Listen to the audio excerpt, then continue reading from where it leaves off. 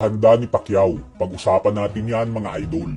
So sa latest upload nga po ni Merman and Valerie Dominon Flores sa kanyang official Facebook account, ay pinasilip nito ang latest sparring session ng ating pambansang kamauman ni Pacquiao na siyang parte ng kanyang paghahanda para sa kanyang nalalapit na bigating exhibition fight sa bansang Japan kontra sa higante at former K1 Super Lightweight Champion Ryukiya Anpo.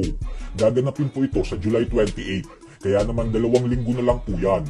Sa sparring po na ito ay kapansin-pansin na hindi naman tumodo ng gusto ang 8th Division World Champion dahil madaming pagkakataon na kaya niya nang pasukin ang depensa ng kanyang sparring partner, subalit nagpipigil ito.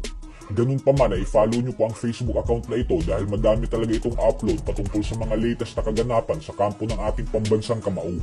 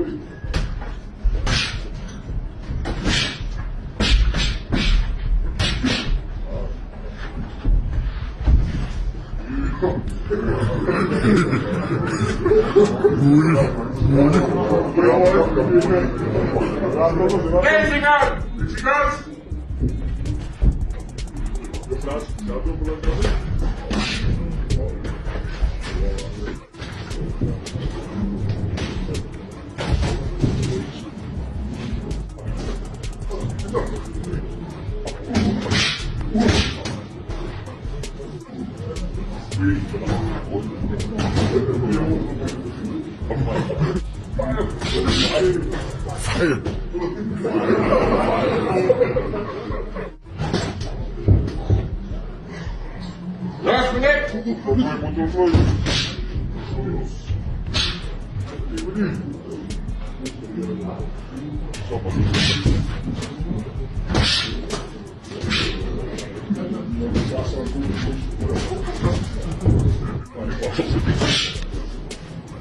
Philippines!